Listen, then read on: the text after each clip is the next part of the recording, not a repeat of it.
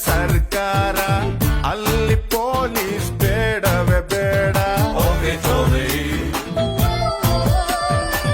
ನಾಡಿಗೆ ನನ್ನ ಹೆಸರಿಡಬೇಕು, ಸ್ಕೂಲಲ್ಲಿ ನಂದು ಲೆಸನ್ ಇರಬೇಕು.